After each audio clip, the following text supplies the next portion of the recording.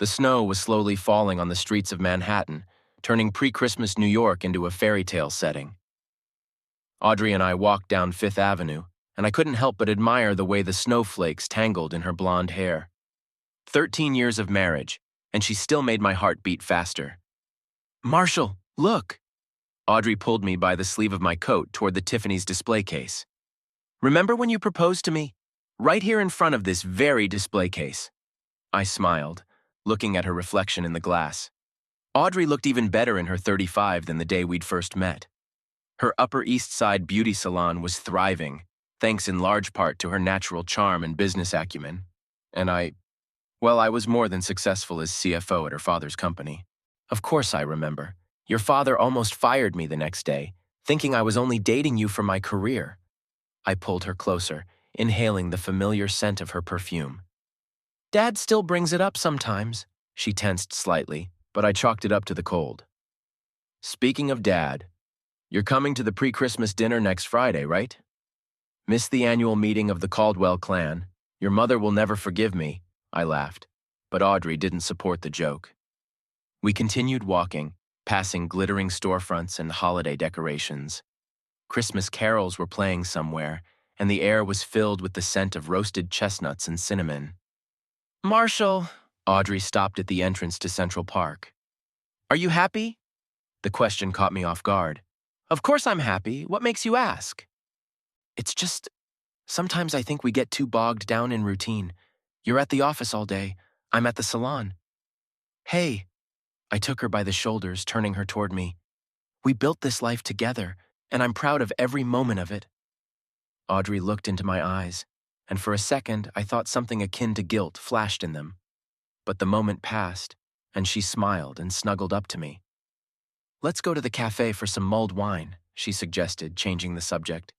"I'm dying to, as I'm freezing." I agreed, not realizing this would be our last quiet evening together. Unaware that every member of the Caldwell family, including my beloved mother-in-law Eleanor and perpetually scowling Uncle Leonard, had long harbored a secret that would shatter my perfect world. I didn't notice then how the waiter in the restaurant held his gaze on Audrey a little longer than necessary, and how she blushed faintly as she lowered her eyes. That December evening was filled with the deceptive calm of falling snow and the clinking of mulled wine glasses. After walking through snowy Manhattan, our apartment seemed especially cozy. Audrey went straight to the shower, and I stayed in the living room, going through the week's mail, bills, flyers, invitations to pre-Christmas events, the usual December routine. Among the envelopes was a card from Audrey's parents, with their traditional picture in front of the fireplace. Eleanor and Barton Caldwell, flawless as ever, smiled for the camera. Something about their poses struck me as unnatural, as if they were trying to stay a little farther apart than usual. "What's interesting in there?" Audrey came out of the bathroom, wrapped in her favorite silk robe. She smelled of lavender and something else. "New perfume?" "Postcard from your parents. Haven't seen this picture before." "Oh, yeah." She glimpsed the card. "Took it last week. Mom insisted on a professional shoot." She walked to the kitchen, and I heard the clinking of dishes. Our evening ritual of herbal tea before bed had never been canceled. I followed her, watching as she pulled out our favorite mugs, my blue and her green, a gift for our first wedding anniversary. "How are the preparations for Christmas dinner coming along?" I asked, taking a seat at the kitchen island. "Mom's got everything under control, as usual." Audrey paused a bit before continuing. "By the way, she's invited some of the new partners in the company. Says it's going to be a big night." "When does your mother have unimportant evenings?" I grinned, but Audrey didn't buy the joke. The kettle on the stove whistled, breaking the sudden silence. Audrey reached for it, and the sleeve of her robe slipped off, exposing a wrist with an unfamiliar bracelet. "New jewelry." She twitched as if she'd been electrocuted, and the sleeve was instantly back in place. "Yeah, I bought it the other day, just a trinket." Something in her voice made me wary, but I pushed the vague worry away. Not much jewelry a successful beauty salon owner could buy herself. "Tell me about your day." She sat down across from me, cradling the smoking mug in her palms. "How's the deal with the new partners going?" "It's going according to plan," Huntington Corp. I noticed her flinch at the mention of the name, but continued. Seems like a pretty solid partner. Your father is pleased with the tentative agreements. Have you met with Mr. Huntington yet? No, just correspondence and conference calls so far. A face-to-face meeting is scheduled for next week. Audrey rose to put honey in her tea, a motion I'd seen 1,000 times, but now it seemed somehow nervous, hurried. And how are things going for you at the parlor, that bride you told me about? I'm fine. She interrupted me a little more abruptly than necessary. Sorry, I'm just tired, long day. Outside the window, the snow continued to fall. The lights of the neighboring skyscrapers glimmered through the white shroud, creating an almost fairy tale-like atmosphere. Somewhere on the street, music was playing. It seemed that the street musicians had decided to please the passers-by with Christmas carols. Remember our first Christmas together? I tried to diffuse the tension that had arisen. How we got stuck in that tiny restaurant in Greenwich Village because of a snowstorm? Yeah, she smiled, but the smile didn't touch her eyes. 100 years ago, I think. Her phone vibrated, for the third time that evening. She cast a quick glance at the screen and flipped it face down. A customer? I asked as casually as possible. Just work stuff. She rose. I'm going to go to bed. I have to get up early tomorrow. I was alone in the kitchen, looking at the 2 unfinished cups of tea. We used to be able to sit like this for hours, discussing the past day, making plans for the future. When had that changed? And more importantly, why? Audrey's phone vibrated again. I looked at the upside-down screen, fighting the urge to check who was calling so insistently at 11 o'clock in the evening. But no, we never checked each other's phones. It was one of our unspoken rules. When I finally got to the bedroom, she was already asleep. The bracelet on her wrist glinted in the darkness. I lay down next to her, trying not to disturb her, and stared at the ceiling for a long time, where the shadows of passing cars played. Something was changing. Something subtle, like the first signs of an approaching storm. But I chased those thoughts away from me, convincing myself that nothing was wrong, that it was just pre-Christmas fatigue, the usual end-of-year stress. Outside the window, the snow continued to fall, covering the city in a white blanket, hiding all its secrets and understatements. Caldwell Investments' office occupied 3 floors in a glass tower in Manhattan. I liked to arrive early, when the first rays of sunlight painted the skyscrapers in golden colors. At such times, the city seemed especially majestic, as if woven of light and glass. That morning, I lingered longer than usual at the panoramic window of my office. Down below, New York City was preparing for Christmas. Workers were setting up a huge tree outside a neighboring building. Couriers were delivering packages, and passers-by were wrapped in scarves to escape the December wind. Somewhere out there, 20 blocks away, Audrey was supposed to be opening her salon. Mr. Everton, my assistant Grace came into the office. Mr. Caldwell would like you to come in as soon as you're free. Barton Caldwell, my father-in-law, was an old-school man. He'd built his empire from the ground up and was proud of it. His office always smelled of leather and expensive tobacco, even though he'd quit smoking before I joined the company. Marshall, he greeted me without getting up from behind the massive mahogany desk. Have a seat. How's the Huntington Corp deal going? All according to plan. Pierce Huntington has agreed to our terms, and the documents will be ready for signing before Christmas. Something flashed in my father-in-law's eyes at the mention of Huntington. I didn't pay much attention to it at the time. Good. He drummed his fingers on the table. And how's Audrey? Haven't seen her in a while. Walked around town together yesterday. She's fine, busy with the salon. Yeah. He looked like he wanted to add something, but changed his mind. Are you coming to dinner on Friday? Eleanor insists on a full family. Of course, Audrey and I will. All day after that conversation, a strange feeling lingered in my mind. It intensified when I overheard a conversation in the hallway. Audrey's cousin Veronica was talking to someone on the phone. No, you don't understand. He doesn't know anything. Yes, absolutely. This is wrong. We have to. Noticing me, she abruptly stopped talking and hurried away, avoiding eye contact. Towards evening, it started snowing. I watched the snowflakes swirling outside the window and tried to concentrate on the financial reports. My phone vibrated, a message from Audrey. Running late today. Important client. Don't wait up for dinner. Such messages used to be rare. Now they were coming more and more often. I opened the calendar on my phone. Audrey had been late 7 times in the last month. I got home at 9 o'clock. Our Upper East Side apartment greeted me with silence and darkness. I turned on the light in the living room, where the unopened boxes of Christmas decorations still stood.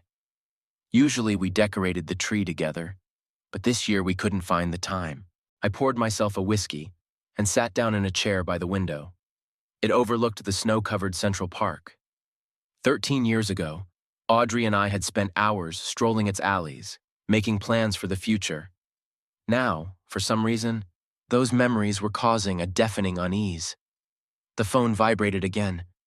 This time it was Eleanor, my mother-in-law. "Marshall, honey, how are you?" "I'm fine, Eleanor. Is something wrong?" No, I just wanted to make sure you and Audrey were coming over on Friday. I've invited some important guests." "Yes, we will definitely be," I heard some voices in the background. "Oh, sorry, I've gotta go. Kisses." She hung up before I could say goodbye. It's weird. Eleanor never called for no reason, much less in the evening. At 11:30, I heard the sound of the door opening.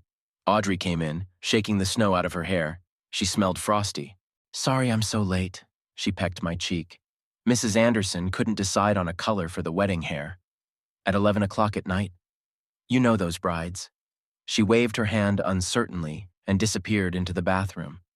I remained seated in the chair, staring at my nearly empty glass. Something had changed, something subtle but important. Like a crack in the glass, barely noticeable, but it would go further, shattering the integrity. There was the sound of water coming from the bathroom. I pulled out my phone and opened Audrey's salon website. Hours of operation, until 8 p.m. exceptions by appointment only. Mrs. Anderson. I looked at the client list for today. No Mrs. Anderson. At the time, I was still trying to find a logical explanation. Maybe an unscheduled client? Maybe a scheduling error? Maybe... "What are you thinking?" Audrey came out of the bathroom in a silk robe, her hair damp from her shower. "About work," I lied. "Important meeting with Huntingtons tomorrow." She froze for a split second. So brief was that moment that later I wondered if I'd imagined it. "Don't stay up too late." She kissed my forehead. "It's getting late." After a sleepless night, the morning was particularly hard. I stood at the coffee machine in our kitchen, looking at the family photos on the wall. Here's Audrey and me in Paris. She's laughing, covering her face from the spray of the fountain. And here's a family Christmas at the Caldwells 2 years ago, all in holiday sweaters, even the ever-serious Uncle Leonard. The pictures smiled at me from the wall, but now they seemed like frames from someone else's life. "You're early today." Audrey appeared in the kitchen in her gym uniform. "I thought you left already." "Decided to have breakfast at home. Want an omelet?" "No, I have a class with my trainer. Just coffee." She poured coffee into a thermal mug, and I noticed her hand shake when I asked, "What gym are you working out at now?" "V. The same one I always work out at. On Lexington Avenue." She turned away, pulling something out of her locker. I knew that gym had closed for renovations a month ago. I drove past it every morning. The office greeted me with the usual bustle. Grace placed a stack of papers on the desk for me to sign and reminded me of the meeting with Pierce Huntington at 2 o'clock. "Also, Mr. Everton, Mrs. Caldwell, your mother-in-law, said to tell you she wants to talk to you. She said it was important. Eleanor's office was located a floor above. She held the position of Vice President of Public Relations, though everyone knew that she held the real power in the company as much as her husband." "Marshall, darling." She greeted me with exaggerated joy. "Have a seat. How are you doing? How's Audrey?" "I'm fine, Eleanor. You wanted to see me?" Yes. She nervously adjusted her pearl necklace.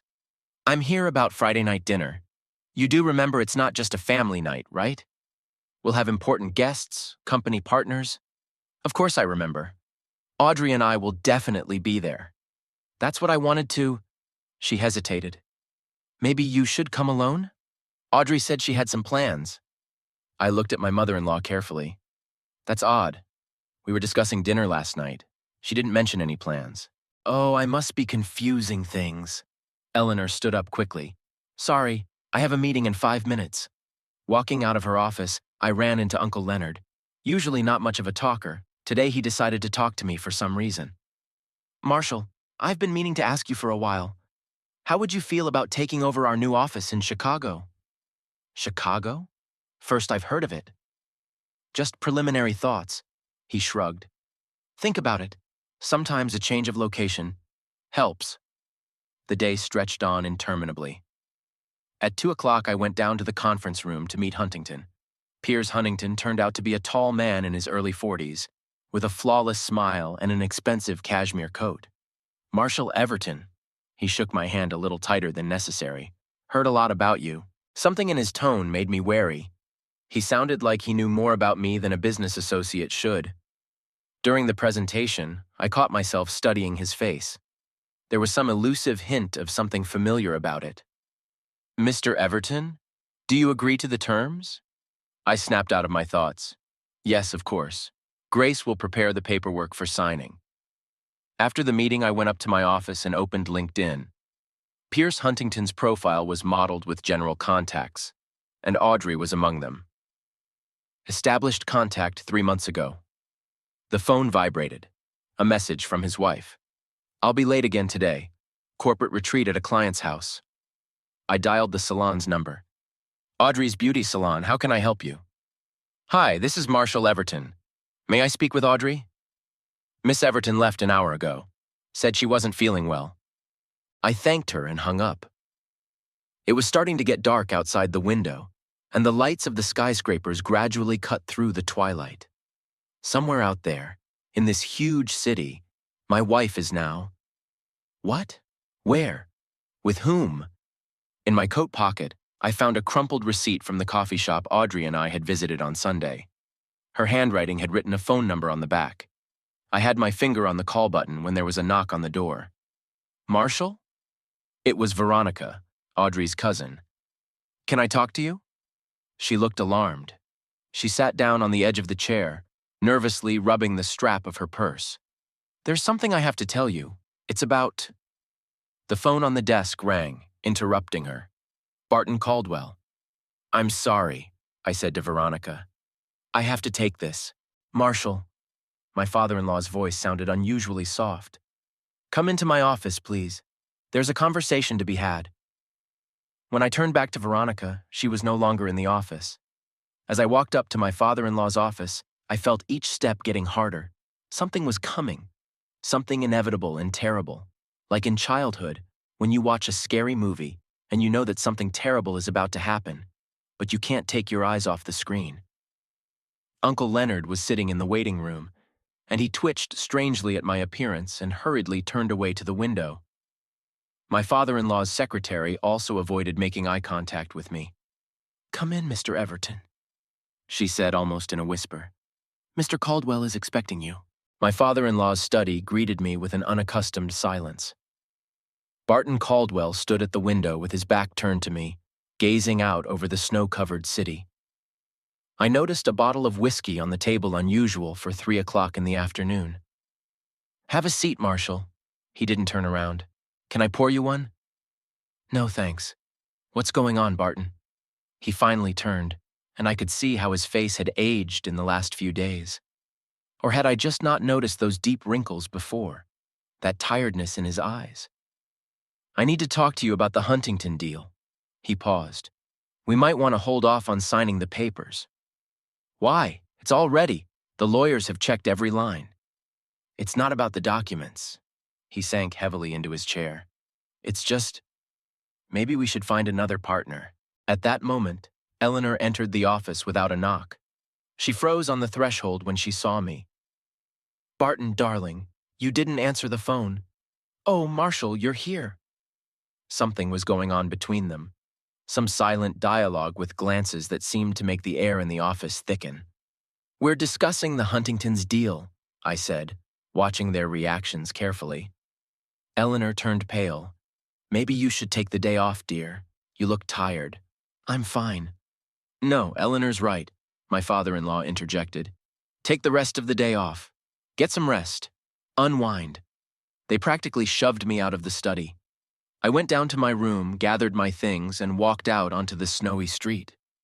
The city lived its usual life, people rushing about, cabs honking, bells jingling outside the stores. But to me, it all seemed like a stage set now, hiding some terrible truth behind it. Instead of driving home, I headed for the restaurant whose receipt I had recently found. Headed for good luck, I began to wait. Finally, at the entrance, a cab showed up. It was Audrey. A minute later, a man appeared at the entrance. I couldn't believe my eyes. Pierce Huntington. They hadn't noticed me, too absorbed in each other. I saw the way he put his arm around her, the way she snuggled up to him. The gestures were filled with such familiar intimacy that it took my breath away. I sat in the car for 2 hours. The snow intensified, turning the street into a blurry white haze. Couples passed by, holding hands, children laughing as they came home from school. I sat there, gripping the steering wheel, staring at the restaurant door. When they came out, Huntington helped her into her coat, a gesture as familiar as the one I'd once made. They kissed, not furtively, but long, as if they didn't care if anyone saw. I started the car and drove away before they could see me. The city was blurring before my eyes, not because of the snow, because of the tears I wasn't even trying to hold back. I parked somewhere in Central Park and just sat there, staring out at the frozen lake. My phone was ringing off the hook. Veronica, Eleanor, Barton. I turned it off. In the glove compartment, I found a flash drive with the Christmas music Audrey had made for me last year. Our song. I put on repeat the same one we'd danced to at the wedding. It was starting to get dark when I finally got home.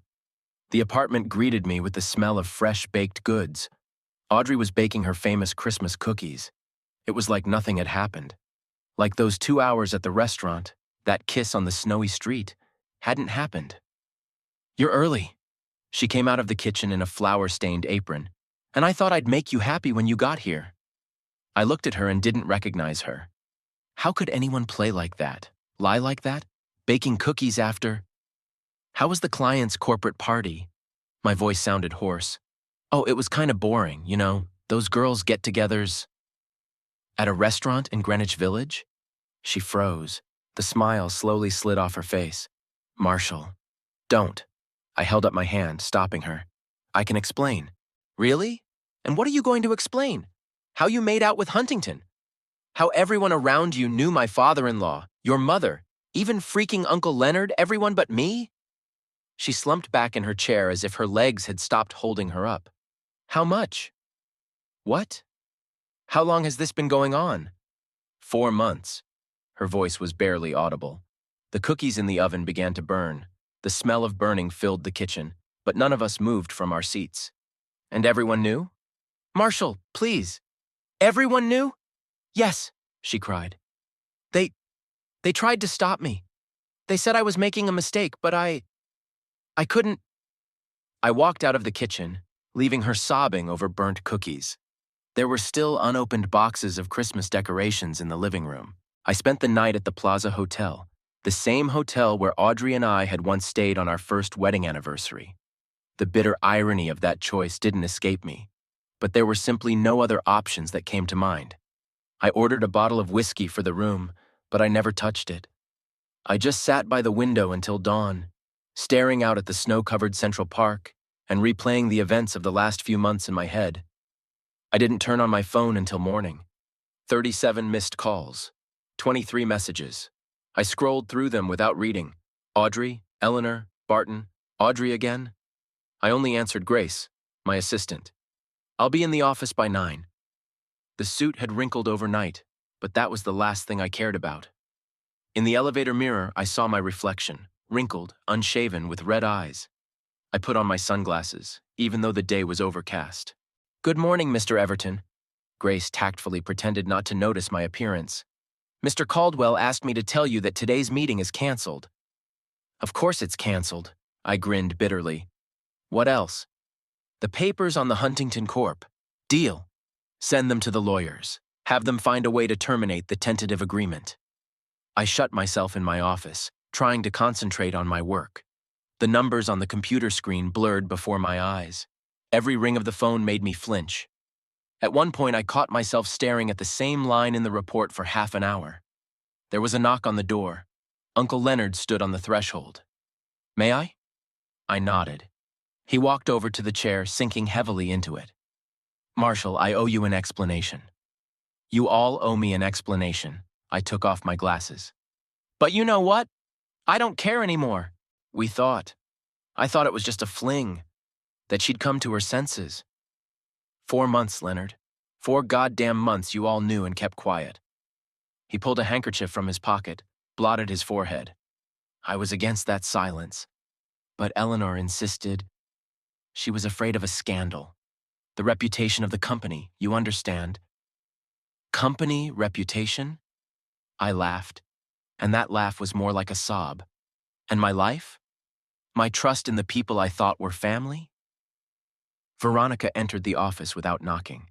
Seeing Uncle Leonard, she froze on the threshold. "I'm sorry, I didn't realize." "Come on in." I waved my hand. "Join the parade of contrition." She took a seat on the edge of the couch. "I tried to tell you," she began. "Several times I tried to—" "But something always got in the way, didn't it?" I stood up, walking over to the window. "All of you. The whole family chose to protect her over me."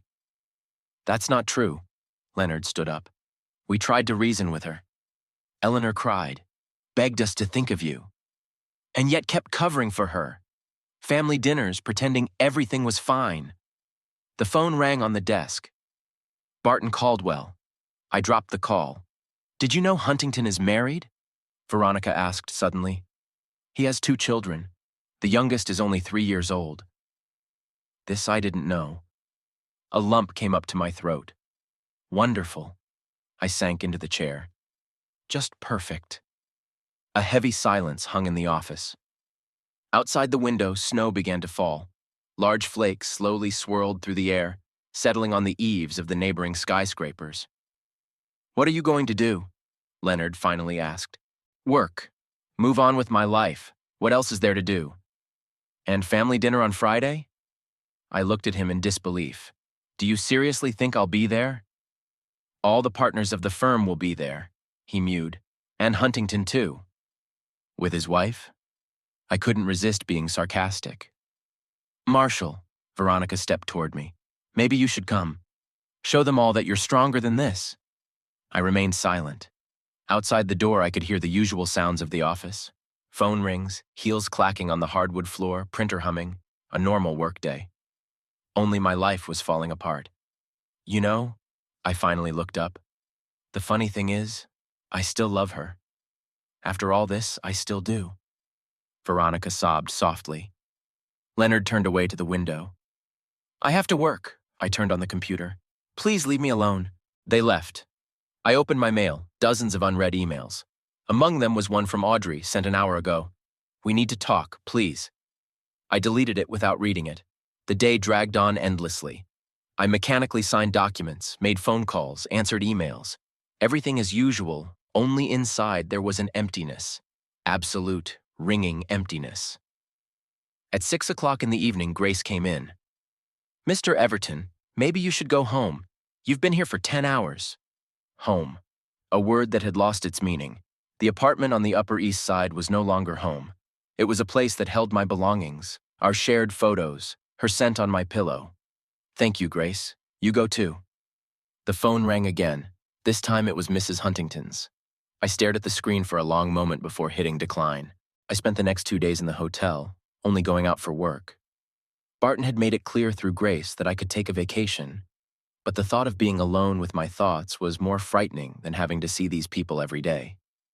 Friday morning, the day of the family dinner, began with a message from Eleanor. "Honey, we need you today. Please come." Followed by a message from Audrey. "I know I don't deserve to apologize, but let's talk before dinner." I deleted both without responding.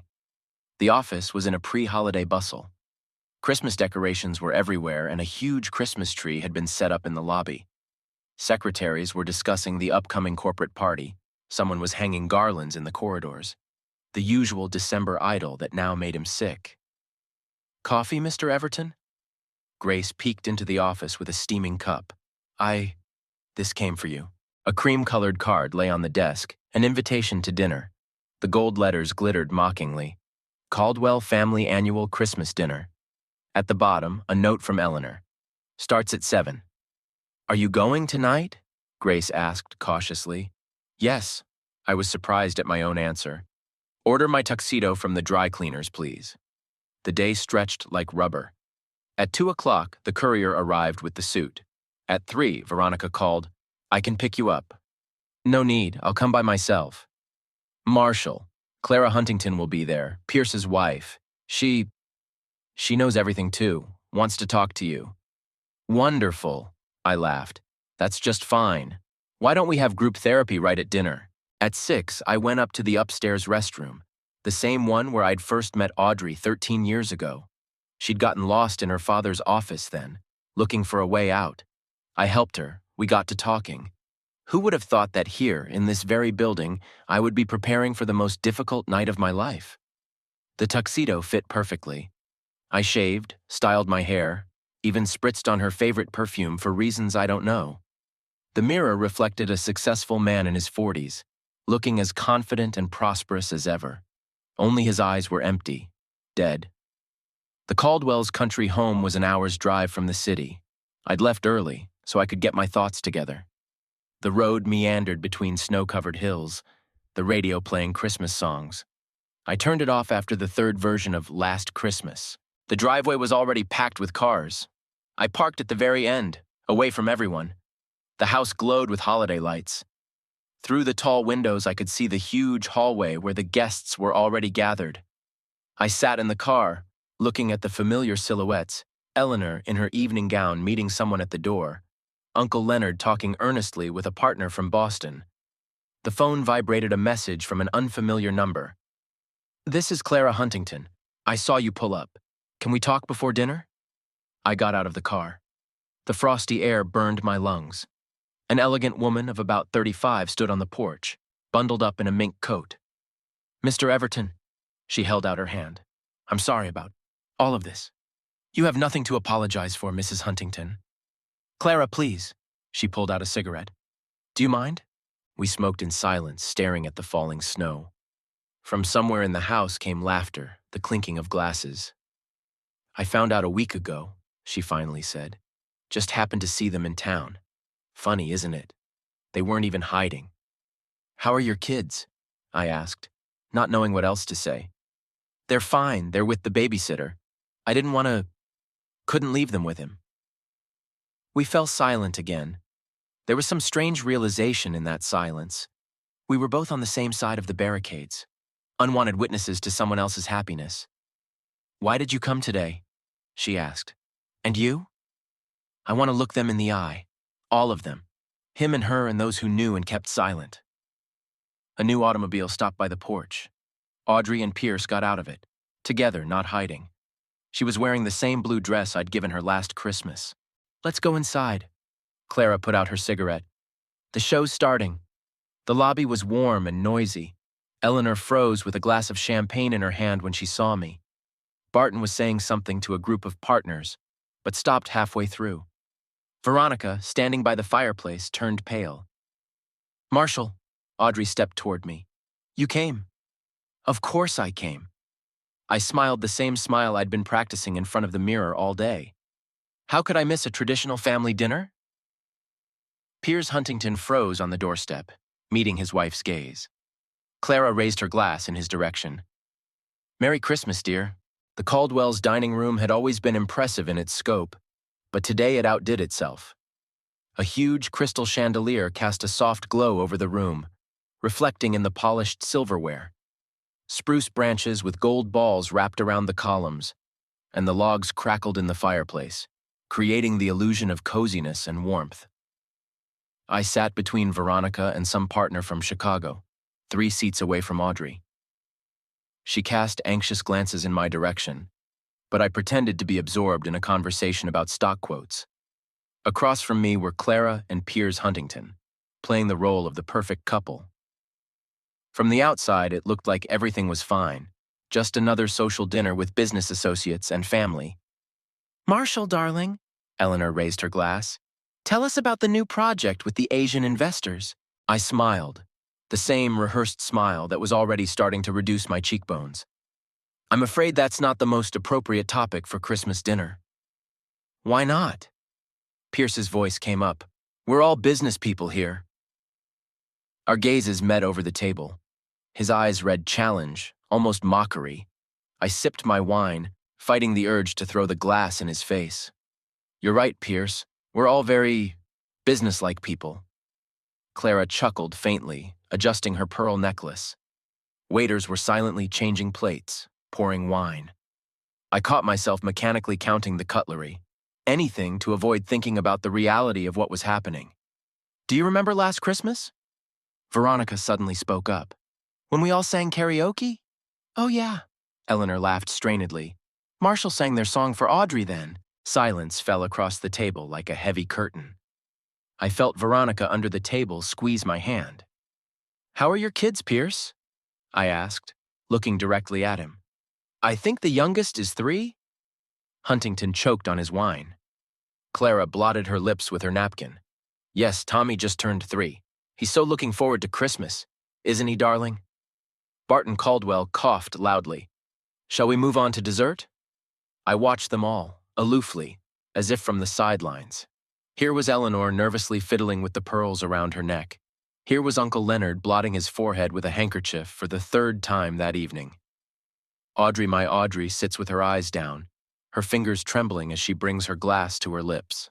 Dessert was served in the conservatory, a huge glass veranda overlooking the snow-covered garden. The guests broke into small groups, sipping coffee and brandy. I stood at the window, watching the snowflakes swirl in the light of the garden lanterns. Can I talk to you for a minute? Audrey's voice sounded so close I flinched. Why? Do you want to discuss the weather? Or would you like to tell me how your day at the salon went? Marshall, please. I turned to her. I still remember the smell of your perfume in the morning, how you make coffee, how warm your hand feels in my sleep. It's all still here. I tapped myself on my chest. And you're gone. Out of the corner of my eye, I noticed Pierce move toward us, but Clara caught him by the elbow. Honey, tell Mr. Johnson about your plans to expand your business. The evening stretched on interminably. I watched this elaborate choreography of small talk and fake smiles, feeling something dark and scary building up inside. Every clink of a glass, every burst of forced laughter echoed with pain somewhere beneath my ribs. Shall we sing? One of the cousins suggested. It's almost midnight, a good time for Christmas carols. That's a wonderful idea, Eleanor said, clearly enjoying the opportunity to lighten the mood. Marshall, you remember the words, don't you? Of course I do. I smiled, finishing my 4th or 5th glass of whiskey. How could I forget? Someone sat down at the piano. The first notes of Silent Night sang out. I watched Audrey hum along, Pierce standing a little closer to her than he should, Clara clutching her glass so white her knuckles turned white. Are you not feeling well? Veronica was at her side again. Why don't we go out for some air? I'm fine. I shook my head, just observing the family idyll. Outside the window, the snowfall intensified. The lights in the garden were blurring into indistinct patches. Somewhere in the distance, a clock chimed, counting down the last minutes before everything would change forever. Do you remember? Uncle Leonard suddenly spoke, and something in his voice made me wary. How last year we all made promises, talked about honesty, about family values. Leonard, Eleanor cut him off abruptly. I think it's time we moved on to presents. But it was too late. I saw Audrey turn pale, Pierce take a step toward the exit, Clara straighten, squaring her shoulders. Time slowed, stretched like rubber. In that ringing silence, only the crackling of the logs in the fireplace and the quiet singing of the piano could be heard. Oh yes, I set the empty glass on the table. Let's talk about honesty. Let's talk about honesty, I repeated, and my echo rolled through the hushed room. The music at the piano cut off at half a beat. It's a Caldwell family tradition, isn't it? Honesty above all else? Barton rose from his chair. Marshall, maybe not now. When is it, Barton? When is the right time? Maybe after Christmas? Or after I sign all the partnership papers with the company of the man who's sleeping with my wife? Some of the guests ahed. Eleanor turned so pale she looked like she was about to faint. Gentlemen, Piers Huntington rose, adjusting his tie. I think we'd better leave. Oh no. Clara put a hand on his shoulder, forcing him to sit back down. Stay, darling. Since this is about honesty, let's be honest to the end. I looked at Audrey. She sat with her head down, her fingers nervously rubbing her napkin. 13 years of marriage fit into that napkin, crumpled, tattered at the edges. I took a step toward the center of the room. It's not the cheating that's interesting, not the lies. It's how masterfully you all played your parts. You, Eleanor, with your motherly hugs and your talk about what a wonderful son-in-law I am. You, Barton, offering me a promotion and a seat on the board of directors, while your daughter— Marshall, please. Audrey finally looked up. Don't. Don't what? Tell the truth? But it's a family tradition, isn't it? You've always said it yourself. Our family doesn't keep secrets, remember? Veronica tried to take my hand, but I pulled away. The whiskey in my blood turned to liquid fire, burning away the last vestiges of restraint. And you, Uncle Leonard? Suggesting I move to Chicago, was that your idea or a general decision? Did you want to get me away so you wouldn't get in the way? I was trying to protect you. Leonard blotted his forehead with his handkerchief. We were all trying to— Protect you? I laughed, and that laugh sounded more like a sob. Protect me? By letting me live a lie? Coming to these family dinners where everyone knew? Everyone freaking knew. And how do you protect our children, Pierce? Clara suddenly spoke up. Her voice rang like a taut string. You pretend everything's all right too? Telling bedtime stories, promising to be a good father between seeing someone else's wife? Pierce twitched as if from a slap. Clara, not here. Where? What better place for me to discuss that my husband is a liar and a traitor? At home, perhaps? Oh no, I'm sorry. You're rarely there now. I watched the cracks spread across the perfect facade of this family, the gilding falling off their immaculate masks. Music was still playing somewhere in the back of the house, a Christmas carol that had become an ominous backdrop for this scene. I think, one of the partners began, rising, we'd better leave. Stay. I turned to him. You wanted to see how the Caldwell family business works, didn't you? Here it is in all its glory, built on lies, betrayal, and acquiescence. Enough! Audrey jumped up, knocking over a chair. That's enough, Marshall. You want to know the truth? Fine.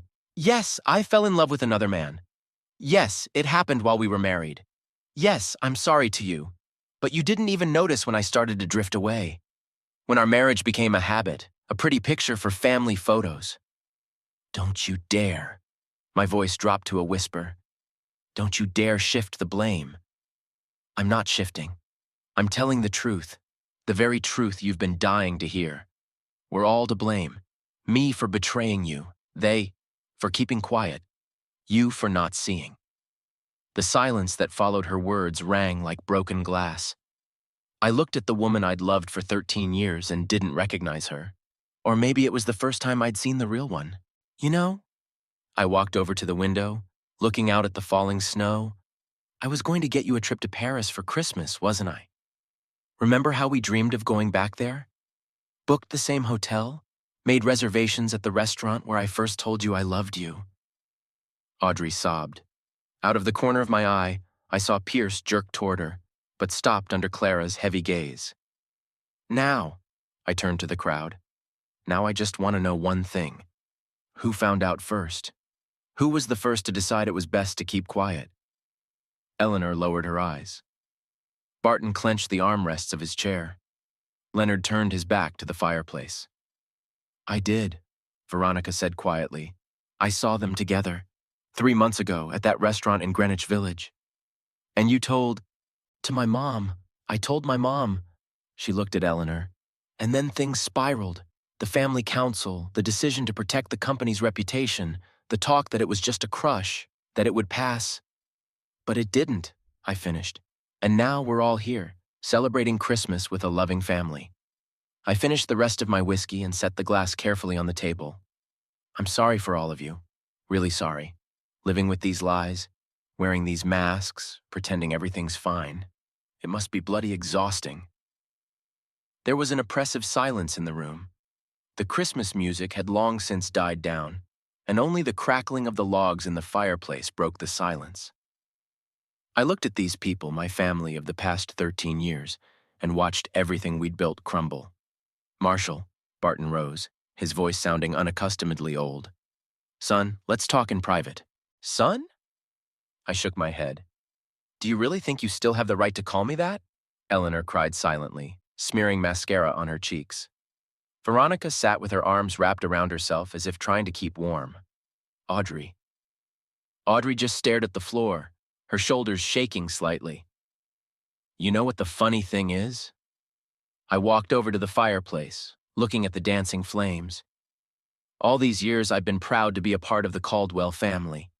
Great dynasty, impeccable reputation, unbreakable traditions. But in reality, they're just skillful liars. Every last one of them. You don't understand, Eleanor began. We've been trying to make things right. Fix it? Clara laughed suddenly. You weren't trying to fix anything. You were just hiding your dirty laundry out of sight. Just like with that scandal 3 years ago, remember? When your junior partner embezzled client money? That was covered up, covered over. Pretended it never happened. Barton turned sharply toward her. That's different. No, Mr. Caldwell. She stood up, straightening her dress. It's the same thing. You're building your life on a lie and calling it a defense of family values. Pierce tried to take her hand, but she jerked away. Don't touch me. Don't ever touch me again. I watched this scene, feeling strangely devastated. It was as if all the emotion, all the pain of the last few days had suddenly evaporated, leaving only fatigue. Do you remember? I turned to Audrey.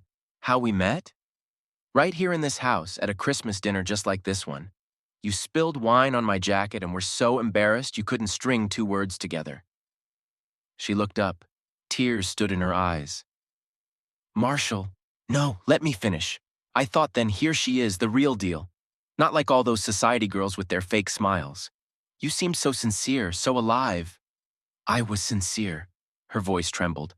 I swear it was all real. And this? I circled my hand around the room. Is this real too? Your meetings with Pierce while I was working at your father's company? Your secret trysts that everyone knew about but me?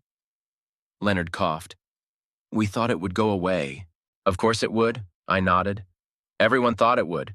And they kept smiling at me, shaking my hand, discussing future projects. How were you able to do that? How could you look me in the eye? Audrey stood up suddenly and walked over to the piano. Her fingers ran across the keys, the first notes of our song. Remember when you taught me to play? Every Sunday, all year long. You were so patient. Stop it, my voice trailed off. Don't do that. But that's part of the truth too, Marshall. All those moments, they were real. I really did love you, it's just that then you fell in love with someone else, I finished, and decided you could have it all.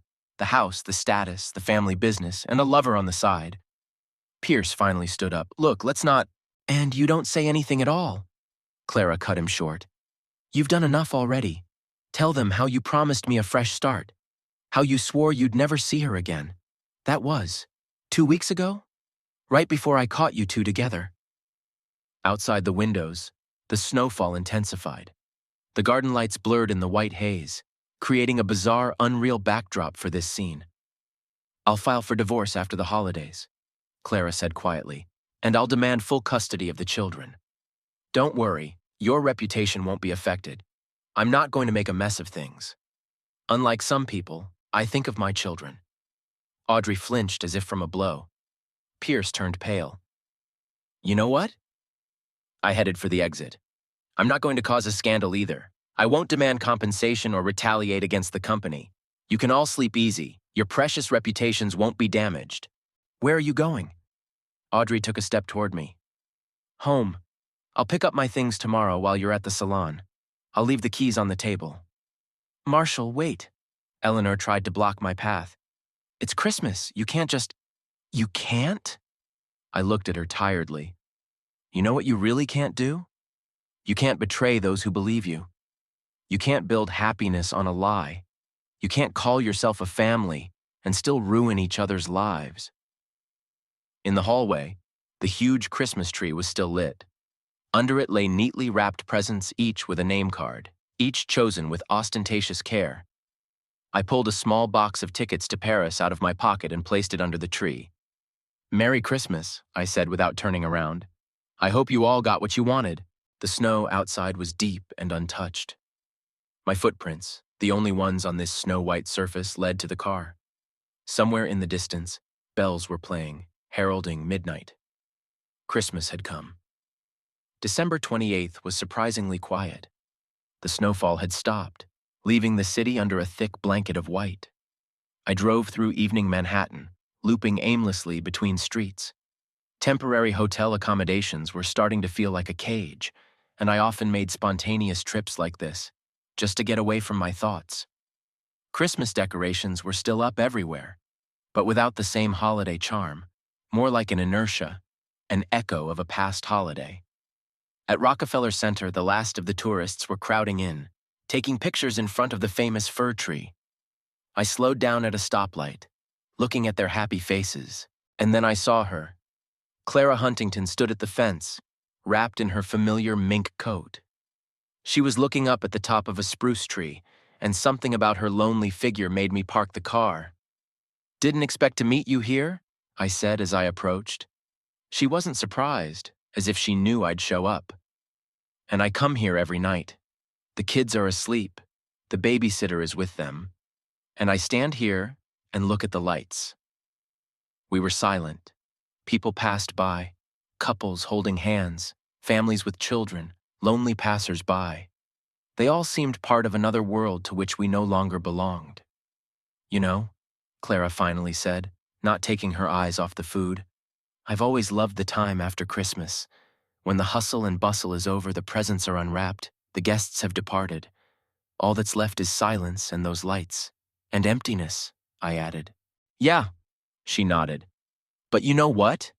There's something about that emptiness that's cleansing, like everything unnecessary has been washed away, and it's just us, the real us."